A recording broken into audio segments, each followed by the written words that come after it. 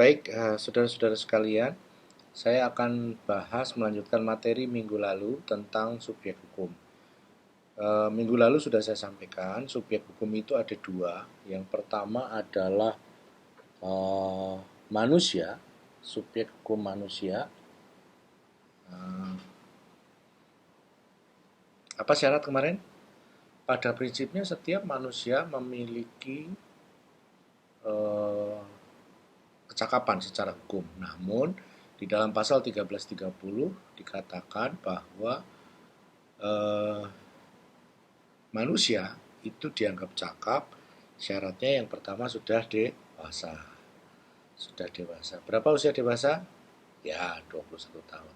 Kedua, dia tidak di bawah pengampuan. Siapa orang yang di bawah pengampuan?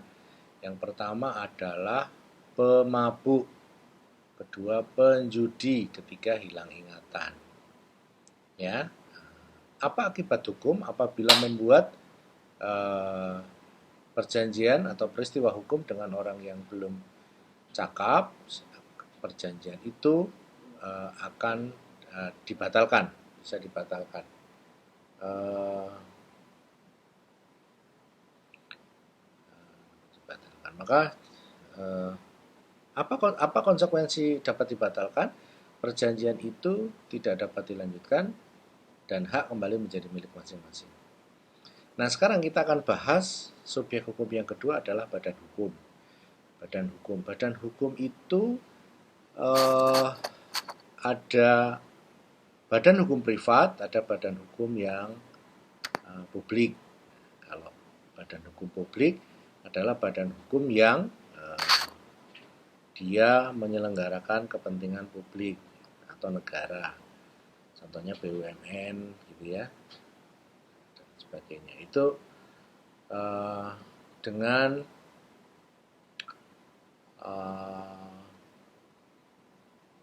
badan hukum publik. Kalau badan hukum privat ada PT, ada yayasan, ada koperasi, dan lain sebagainya. Nah, sekarang kita akan bahas tentang perusahaan. Badan hukum itu lebih luasnya adalah perusahaan. Apa itu perusahaan? Perusahaan adalah setiap badan usaha yang menjalankan setiap usaha, menjalankan usaha apapun, yang memiliki dua hal. Yang pertama, bersifat tetap, ya. Bersifat tetap itu dia ada memiliki domisili, memiliki alamat yang jelas gitu. Dan yang kedua, usahanya itu terus-menerus, tidak boleh musiman. Jadi kalau namanya perusahaan, ya dia harus terus-menerus. Pak, kalau begitu nggak boleh libur. Boleh, tapi pada waktu-waktu yang telah ditetapkan oleh perusahaan. Jadi liburnya pun tetap. Kalau kalau tidak memenuhi dua unsur itu ya berarti bukan perusahaan. Bisa jadi usaha mandiri, usaha pribadi, dan sebagainya. Lanjutnya adalah bekerja serta berkedudukan di wilayah negara Indonesia, gitu ya, dengan tujuan memperoleh keuntungan atau laba. Itulah perusahaan. Jadi perusahaan dia bekerja dan bergerak di wilayah Indonesia, maka itulah kemudian disebut perusahaan. Nah, macam-macam perusahaan saya akan jelaskan. Yang pertama adalah persekutuan perdata. Itu yang bentuk usaha perusahaan yang paling sederhana. Nanti di atas persekutuan perdata ada namanya persekutuan firma. Di atas persekutuan firma ada yang namanya persekutuan komanditer. Nah, lebih bagus lagi ada perseroan terbatas. Nah, kita lihat satu persatu ya. Saya akan ceritakan kepada Anda, bandingkan antara perusahaan-perusahaan bentuknya itu. Yang pertama persekutuan perdata. Persekutuan perdata adalah persekutuan itu berkumpulnya para sekutu. Contoh nih, saya misalnya A, B, C, D sepakat untuk membuat perusahaan. Maka A itu sekutu, B itu sekutu, C itu sekutu, D itu sekutu. A, B, C, D yang membuat perusahaan itu disebut persekutuan, ya, berkumpulnya para sekutu. Nah, di dalam persekutuan perdata ada perjanjian, mereka saling mengikatkan diri satu dengan yang lain untuk syarat ya apa namanya yang mereka sepakati. Yang pertama adalah adanya inbranch. Nah, inbranch itu kekayaan yang dipisahkan ke dalam persekutuan. Jadi dia punya kekayaan pribadi, diambil sebagian untuk mendirikan persekutuan. Yang kedua, ada maksud untuk membagi keuntungan, gitu ya. Nah, untuk membagi keuntungan, maka itu persekutuan perdata, singkatannya PP. Perdata. Kita lihat, yang pertama memasukkan sesuatu inbranch. Apakah bentuknya selalu uang? Tidak. Bisa barang, bisa keahlian ya, profesionalisme dan sebagainya misalnya. Contoh, A, B, C, D mau mendirikan rumah makan. A punya modal, yuk kita masukkan inbranch. A memasukkan uang 1 juta. Si B bilang, saya nggak punya duit 1 juta, tetapi saya punya keahlian untuk memasak. Jadi kalau saya nanti bekerja, saya bisa menyerahkan tenaga saya sepenuhnya untuk membuat persekutuan atau perusahaan kita. C bilang, oke, saya nggak punya duit 1 juta, tapi saya punya tempat untuk nanti bisnis usaha. Nah, si D bilang, saya punya duit 1 juta. Maka mereka sepakat membuat persekutuan dengan inbranch. Ada uang, ada tenaga, ada tempat. Bolehkah itu? Boleh. Lalu Pak, bagaimana hitungannya antara orang yang memasukkan selain uang? Ketentuan perundang-undangan mengatakan, apabila ada orang yang memasukkan selain uang, maka nilainya adalah sama dengan inbranch uang terkecil. Saya ulangi, apabila ada sekutu yang memasukkan inbranch atau kekayaan tadi dalam persekutuan dan bentuknya bukan uang, maka nilainya dianggap sama dengan nilai uang terkecil atau nilai pemasukan inbranch uang terkecil. Itu ketentuannya. Ya, itu yang pertama inbranch. Yang kedua, adanya pembagian keuntungan. Mereka bisnis ABCD buat rumah makan, perusahaan rumah makan jalan pada periode tertentu, bisa 1 minggu, 1 bulan, 1 semester dan sebagainya. Mereka kumpul lagi, yuk kita hitung dulu modalnya berapa, sekarang keuntungannya berapa, dapatnya berapa. Maka itulah keuntungan. Maka mereka berbagi keuntungan. Selesai pembagian keuntungan, maka selesai persekutuan perdata. Saya ulangi, begitu mereka berhitung pemasukan, omset dikurangi modal, itulah keuntungan. Keuntungannya dibagi oleh para sekutu, A dapat berapa, B dapat berapa, C, demikian juga C dan D. Maka setelah itu persekutuan bubar. Pak, bagaimana? Ternyata mereka pengen usaha lagi. Tidak apa-apa, boleh. Mereka buat lagi persekutuan, gitu ya, persekutuan. Nah, itu namanya persekutuan perdata. Bentuk usaha, bentuk perusahaan paling sederhana, paling kecil. Mungkin bisa jadi D tidak ikut. Maka persekutuan perdata yang baru milik A, B, dan C saja. Gitu ya. Itu namanya bentuk persekutuan perdata. Nah, persekutuan perdata sudah selesai, maka berikutnya, apa yang lebih baik dari persekutuan perdata? Ada namanya persekutuan firma. Nah, persekutuan firma. Di sana Anda bisa lihat, dibaca di dalam slide-nya, persekutuan perdata, persekutuan firma itu adalah persekutuan perdata yang menggunakan nama bersama. Saya ulangi, persekutuan firma adalah persekutuan perdata, yang pertama tadi, tetapi menggunakan nama bersama. Tadi di dalam penjelasan persekutuan perdata, saya tidak sekalipun menyebut pakai nama. Mereka hanya bisnis saja, usaha. Ya, itu biasanya secara musiman, secara periodik, secara bersifat sementara gitu ya. Tetapi kalau persekutuan firma ini sifatnya lebih continued gitu ya, bisa berkelanjutan. Maka supaya membedakan satu produk dengan produk yang lain, maka dia menggunakan nama bersama. Ya. Adakah yang pernah membaca sampai saat ini firma ini, perusahaan bentuknya firma ada? Orang mengenalnya dengan sebutan firma ya, tapi nama lengkapnya adalah persekutuan firma. Firma. Ya, firma ini sampai sekarang masih ada ya. terutama adalah perusahaan yang menggunakan jasa, perusahaan yang bidangnya jasa. Contoh, law firm, firma hukum. Todung Mulya Lubis and Associate Law Firm. Nah, itu firma. Menggunakan nama orang atau menggunakan nama gabungan orang atau menggunakan nama tertentu yang memiliki tujuan tertentu, misalnya Lembaga Bantuan Hukum Jogja LBH, itu firma gitu ya. Dia mendirikan perusahaan, kemudian ada yang mendirikan, kemudian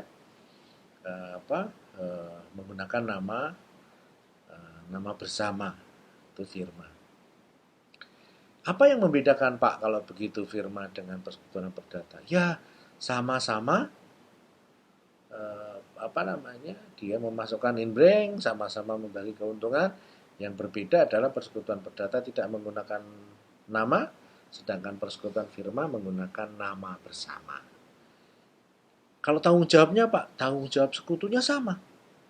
Para sekutu itu atau para pendiri perusahaan itu bertanggung jawab pribadi untuk keseluruhan atau disebut tanggung renteng. Kalau perusahaannya rugi, maka mereka harus bertanggung jawab sampai termasuk harta kekayaannya. Kalau perusahaan itu untung, ya keuntungannya sepenuhnya untuk mereka. Silahkan dibagi sesuai dengan kesepakatan. Tetapi sebaliknya, apabila perusahaan itu rugi, maka kekayaan pribadi ikut bertanggung jawab terhadap kerugian perusahaan. Itu persekutuan firma. Misalnya contoh nih, ABC buat firma. Mereka sama-sama memasukkan inbrank uang 1 juta, total 3 juta. Total kekayaan firma itu 3 juta. Mereka bisnis, menjalankan usaha, ternyata merugi. Ruginya 6 juta.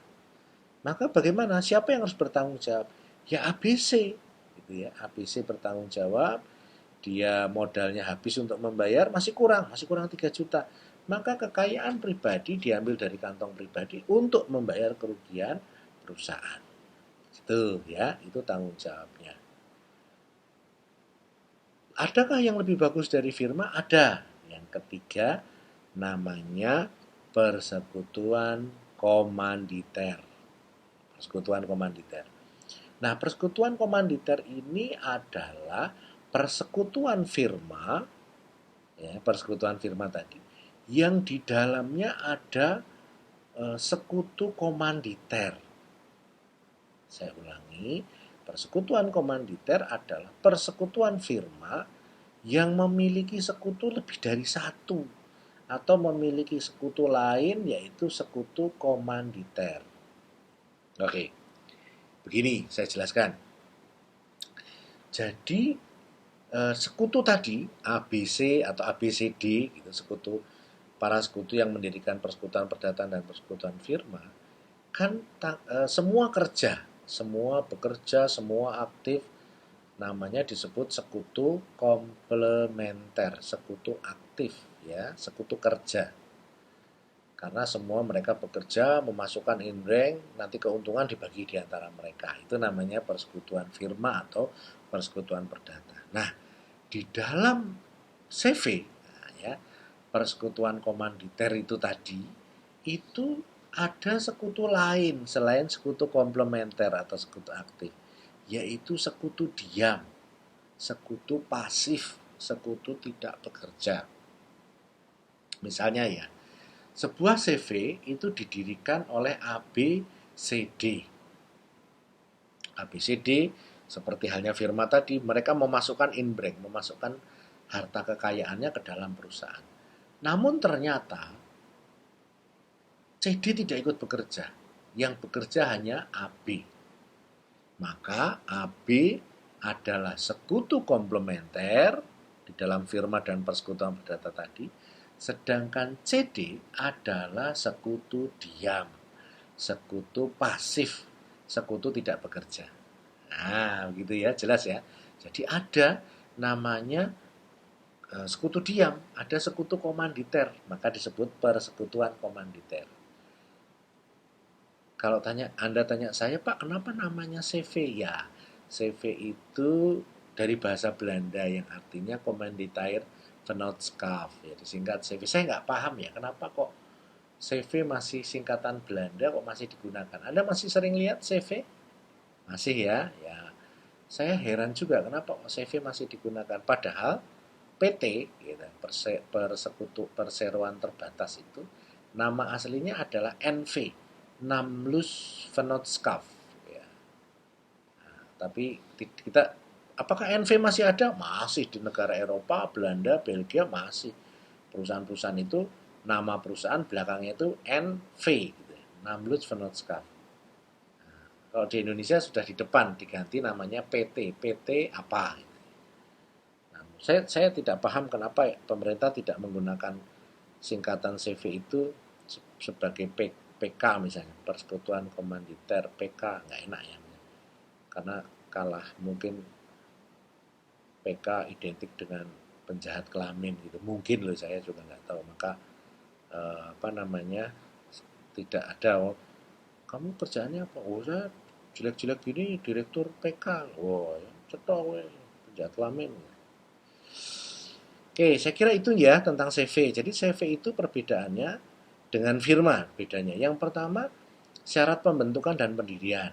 Kalau CV itu eh, apa namanya, harus dengan akte pendirian di depan notaris. Sedangkan firma tidak. Loh, kenapa, Pak? Karena CV terkait dengan tanggung jawabnya kan tadi yang kerja sekutu komplementer kan tanggung jawabnya pribadi untuk keseluruhan atau tanggung renteng. Sedangkan sekutu komanditer, sekutu diam itu hanya bertanggung jawab sebesar inbrengnya saja. Saya ulangi ya. Kalau ternyata CV itu mengalami kerugian, maka semua sekutu bertanggung jawab. Tapi sekutu komplementer sama dengan firma dan PP, yaitu tanggung jawab pribadi untuk keseluruhan, tanggung renteng. Sedangkan sekutu diam itu hanya bertanggung jawab sebesar inbring yang dimasukkan, uang yang dimasukkan. Ya, itulah namanya persekutuan komanditer. Yang kedua, jumlah sekutu. Nah, kalau firma tadi sekutunya ada berapa? Nah, benar, satu ya, sekutu komplementer. Sedangkan CV ada dua. Tanggung jawab sekutu sudah saya jelaskan. Yang keempat, kepailitan. Kalau firma persekutuan perdata itu pailit, maka perusahaannya pailit, pribadinya juga pailit. Karena tadi tanggung renteng. Sedangkan di dalam CV yang bisa dipailitkan pribadi untuk keseluruhan hanyalah sekutu komplementer. Sedangkan sekutu komanditer tidak. Itulah CV. Oke, lanjut. Pak, kalau begitu apa yang lebih bagus dari CV? Ada namanya perseroan terbatas. Undang-Undang 40 2007. Ketika apa namanya, materi kuliah hukum bisnis ini saya rekam, saya masih menggunakan Undang-Undang Nomor 40 2007. Jadi walaupun Undang-Undang Omnibus Law sudah disahkan, nah, itu juga mengatur salah satunya perubahan di dalam perseroan terbatas. Nah, saya akan jelaskan kepada saudara terkait dengan perseroan terbatas. Apa itu perseroan terbatas? Anda lihat ya. Nanti dulu. Kalau tadi saya jelaskan tentang persekutuan perdata, firma dan CV, ketiga itu tadi adalah badan usaha, tetapi bukan badan hukum. Saya ulangi, persekutuan perdata, persekutuan firma, persekutuan komanditer, itu tiga-tiganya adalah badan usaha, tetapi bukan badan hukum. Nah, benar, bukan badan hukum.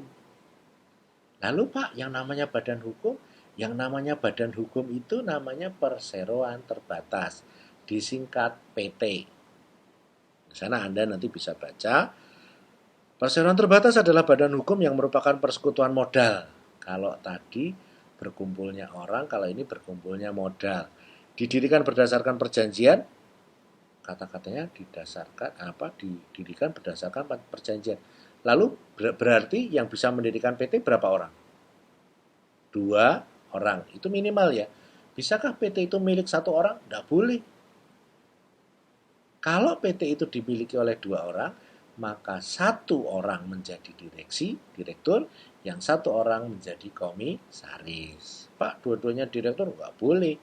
Dua-duanya komisaris, apalagi gitu ya. Maka salah satu. Tapi kalau satu direktur, dua komisaris boleh. Dua direktur, satu direktur, dua komisaris boleh. Ya, yang penting minimal dua karena berdasarkan perjanjian. Melakukan kegiatan usaha dengan modal dasar yang seluruhnya terbagi dalam saham. Nah, kalau tadi kan berdasarkan uang, berdasarkan rupiahnya. Kalau ini berdasarkan saham. Kenapa kok saham? Ya, karena kepemilikan perusahaan itu berdasarkan saham. Dan harga saham itu fluktuatif.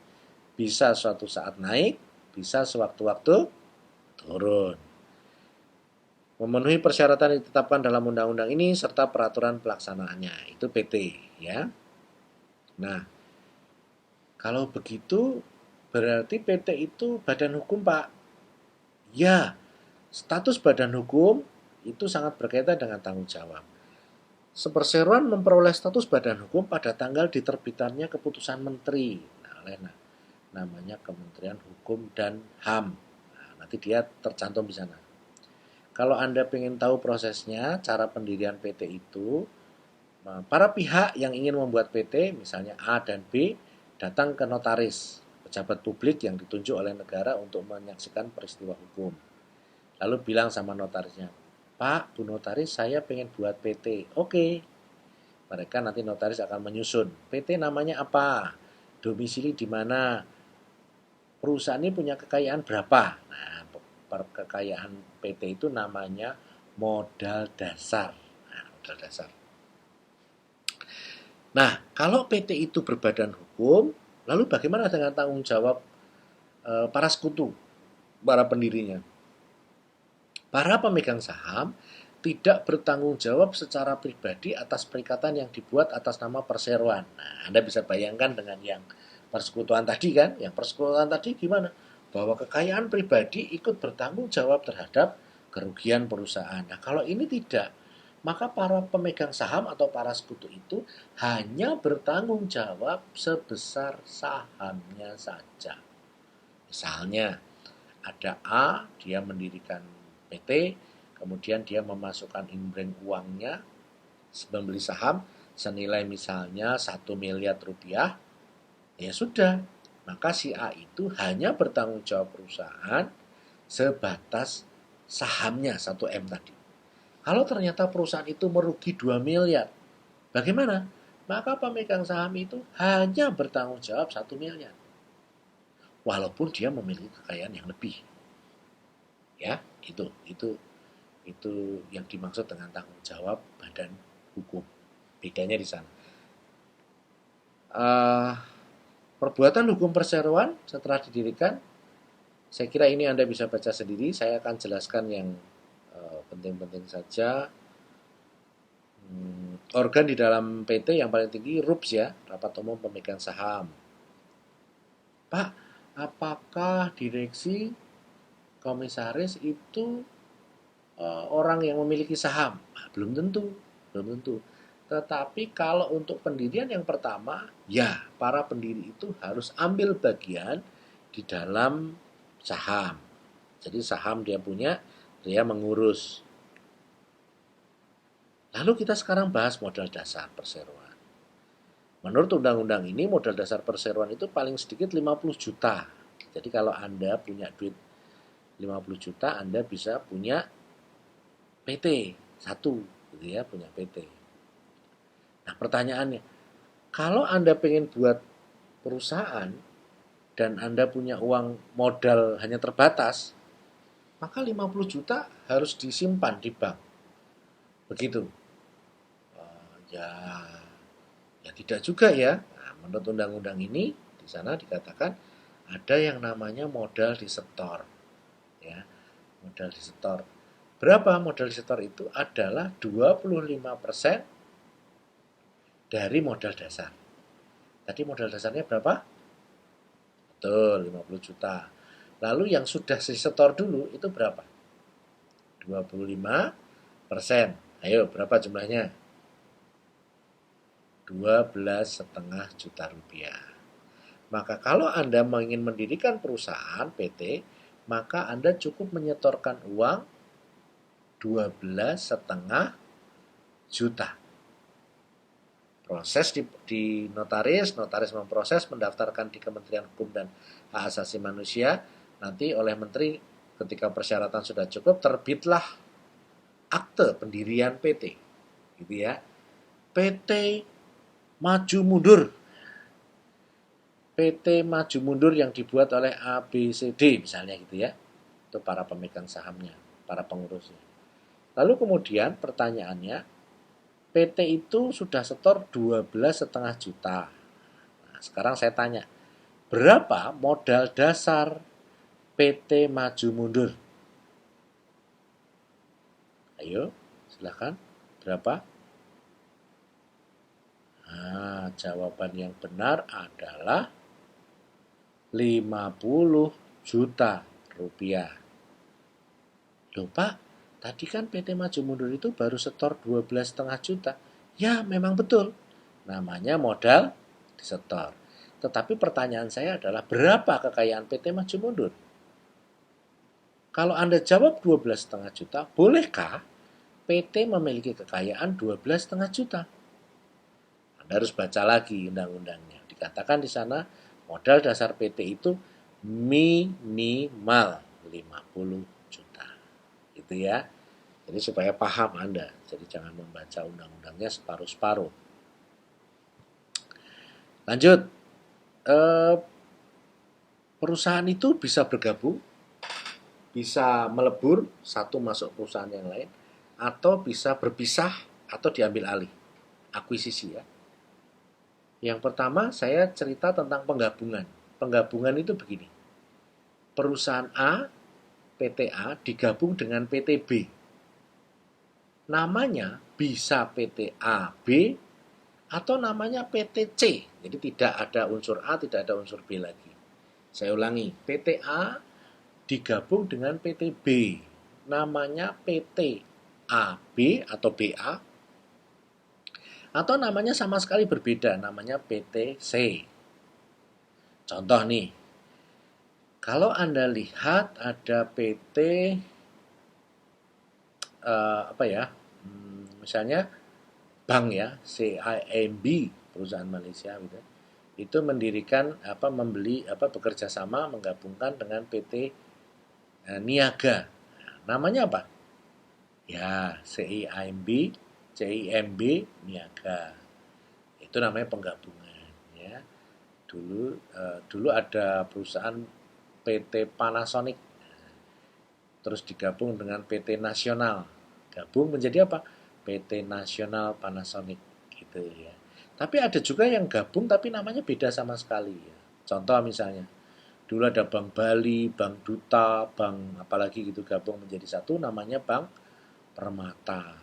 Dulu ada Bank Ekspor Import, Bank Dagang Negara Indonesia, kemudian bank apalagi satu lagi punya pemerintah, digabung menjadi Bank Mandiri. Itu kan gabungan lah dari bank-bank.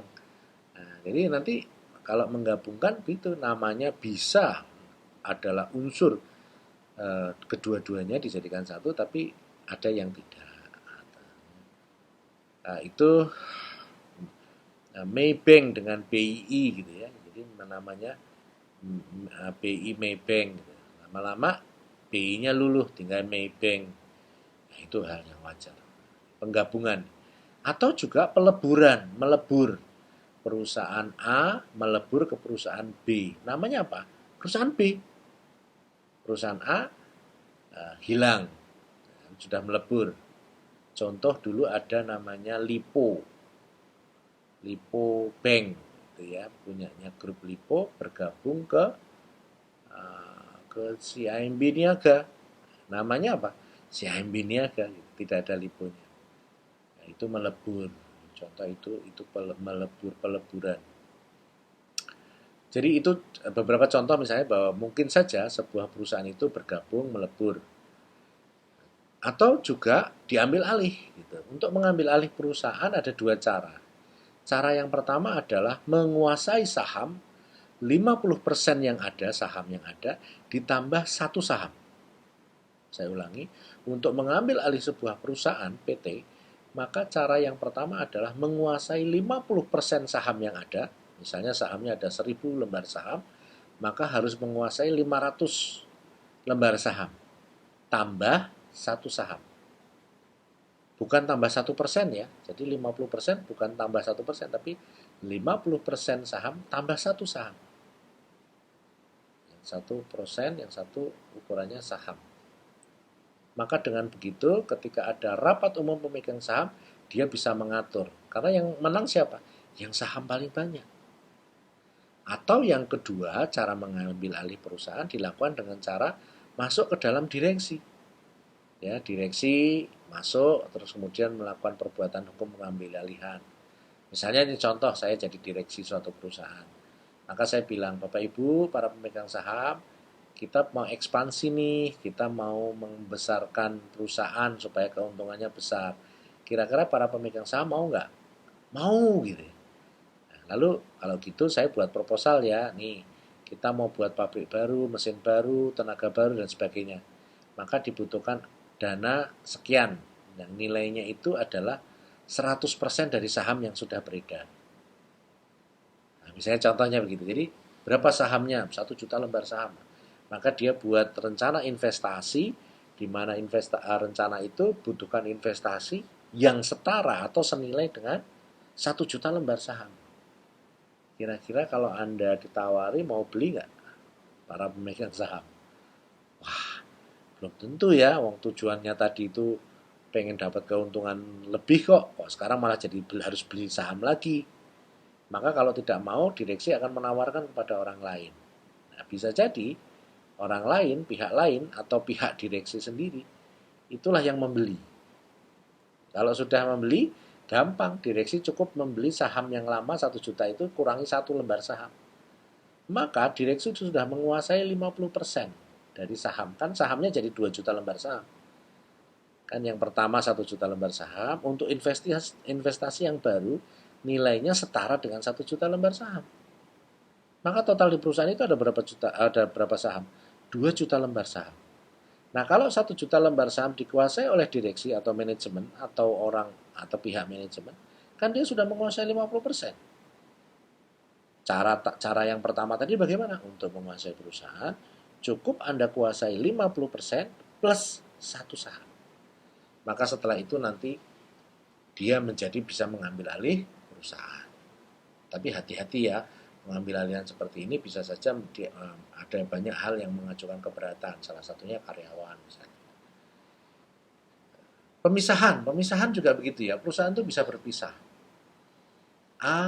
Perusahaan A dan B berpisah.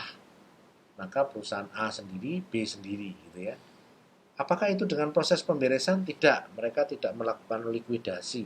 Mereka cukup pemberesan biasa, aktiva pasifanya dipisah begitu saja, gitu ya.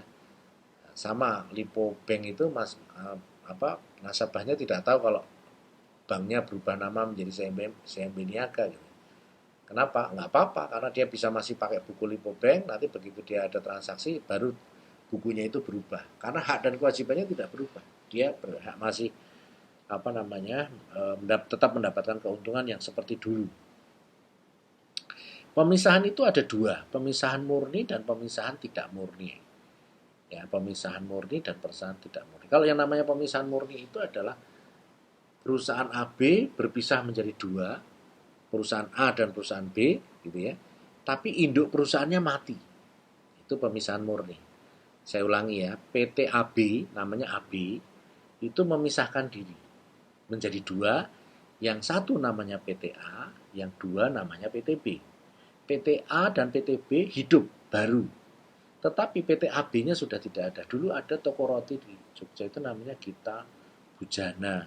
Nah, ketika dipisah, pemiliknya sudah meninggal, berpisah, kemudian dibagi ke anak-anaknya buat, tapi tidak ada yang menggunakan Gita Bujana. Ada yang namanya Gita Buana dan Gita Anjana, itu contohnya. Jadi tidak menggunakan nama induknya. Itu pemisahan murni. Ada yang kedua adalah pemisahan tidak murni. Pemisahan tidak murni itu Contohnya Pertamina. Pertamina itu dulu menguasai semua bisnis yang berkaitan dengan minyak. Tapi karena begitu luas, akhirnya dipisah-pisah. Ada Pertamina Hulu, Pertamina Hilir, ada Lemi Gas, lembaga minyak dan gas, ada macam-macam ya. Nah, itu adalah pemisahan murni. Kenapa disebut pemisahan murni? Anak-anak perusahaan ini tetap berjalan, induknya masih ada nggak? Masih berjalan tidak? Masih sampai hari ini Pertamina ya. Maka itu disebut dengan pemisahan tidak murni atau spin-off. Spin-off. Spin-off itu pemisahan tidak murni. Itulah PT ya, penggabungan peleburan pengambilan dan pemisahan. Oke, saya akan bahas lagi materinya, saya cepatkan tentang yayasan dan koperasi. Nah, yayasan. Yayasan itu yang pertama badan usaha, badan hukum ini sama dengan PT badan hukum. Pertama syaratnya terdiri atas kekayaan yang dipisahkan menurut Undang-Undang 16 2001 ya yayasan. Yang kedua kekayaan untuk mencapai tujuan yayasan. Ketiga tujuannya, nah yayasan itu yang menurut Undang-Undang 16 2001 dibatasi 3 bidang. Yang pertama adalah bidang sosial, kedua keagamaan, kemanusiaan. Bidang sosial, keagamaan, kemanusiaan. Itu hanya ada yayasan. Lupa kalau yayasan pendidikan, tidak ada lagi. Kan hanya sosial, keagamaan, kemanusiaan. Atau yayasan yang sifatnya misalnya mencari keuntungan gitu zaman dulu. Udah nggak boleh lagi sekarang. Yayasan itu tidak memiliki anggota. Karena apa? Pure dia bukan bisnis. Semestinya ya, dia badan usaha betul. Pak, boleh nggak yayasan itu menjalankan usaha? Boleh, tetapi tetap untuk mencapai tujuan dari yayasan. Dan perlu diperhatikan, yang boleh digunakan untuk bisnis itu hanya maksimal 25% dari kekayaan yayasan. Nah, itu ya. Nah, tadi saya katakan bahwa yayasan itu tidak memiliki anggota. Apa konsekuensinya? Ya, berarti tidak ada keuntungan. Jadi pengurus yayasan itu tidak boleh mencari keuntungan ya. Pak, boleh nggak membayar gaji kepada pengurus yayasan? Nggak boleh.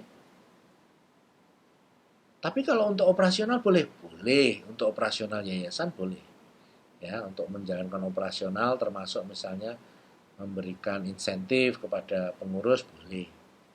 Itu adalah yayasan. Yayasan itu organnya ada 3, pembina, pengurus, pengawas. Pembina itu orang yang memiliki gagasan akan berdirinya yayasan, pengurus dan pengawas itu ditunjuk oleh pembina untuk menjalankan yayasan keseharian. Lalu siapa Pak yang mewakili yayasan di luar pengadilan? Pengurus.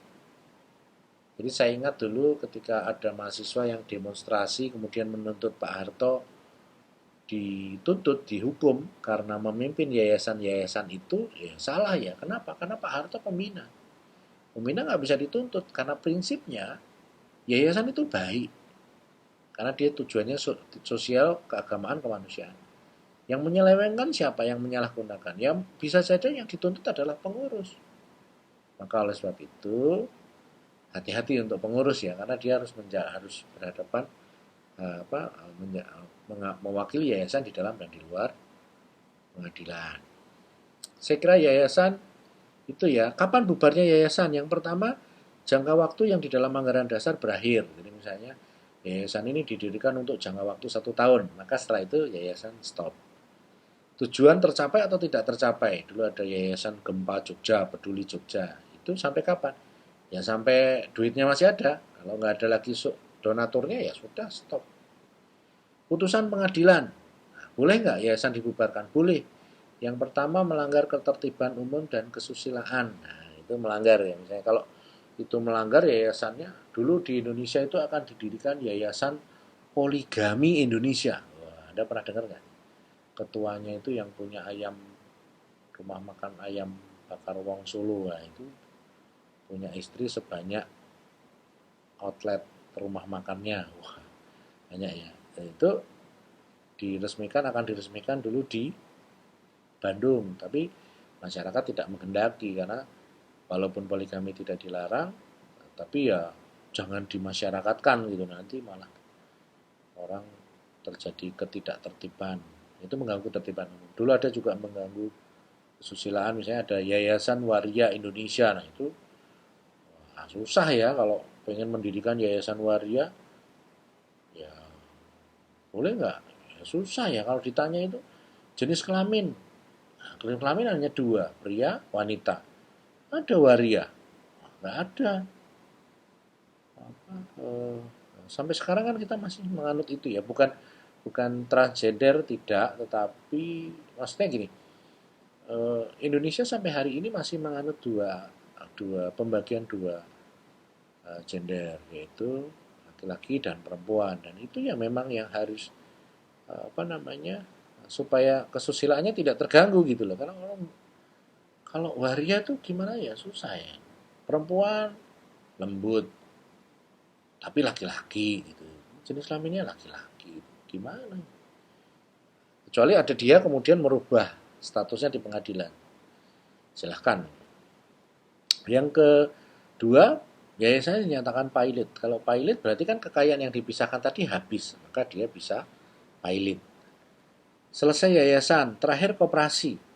Koperasi itu dikatakan badan usaha yang beranggotakan orang-orang dan badan hukum koperasi. Nah, dia dikatakan di situ bahwa koperasi badan hukum, ya, melandaskan kegiatannya berdasarkan prinsip koperasi sekaligus sebagai gerakan ekonomi rakyat yang berdasarkan atas kekeluargaan. Apa prinsip koperasi? Nah, prinsip koperasi, anggotanya bersifat sukarela dan terbuka, pengelolaan dilakukan secara demokratis, pembagian SHU adalah adil, pemberian balas jasa sesuai modal dan kemandirian. Ini kemandirian ini yang biasanya disebut sebagai prinsip koperasi yang membebaskan koperasi dari krisis ekonomi, krisis moneter, krisis keuangan. Kenapa koperasi bisa terbebas dari krisis-krisis itu? Karena koperasi berlandaskan bahwa modal diambil dari anggota, dikelola oleh anggota, dan digunakan untuk kesejahteraan anggota. Itu yang membebaskan koperasi. Perangkat organisasi koperasi ada rapat anggota, pengurus koperasi, dan pengawas. Simpanannya juga begitu. Ini yang membedakan koperasi dengan badan usaha lain. Koperasi itu adalah kumpulan orang, bukan kumpulan modal. Sedangkan badan usaha lain itu kumpulan modal. Ya, kalau badan usaha lain pengen besar, gimana caranya? Modalnya ditambah. Nah, kalau koperasi karena kumpulan orang, bagaimana supaya besar? Anggotanya harus bertambah. Saya kira itu saudara-saudara sekalian materi tentang subjek hukum badan hukum. Selamat belajar. Kita ketemu lagi pada pertemuan berikutnya. Terima kasih. Assalamualaikum warahmatullahi wabarakatuh.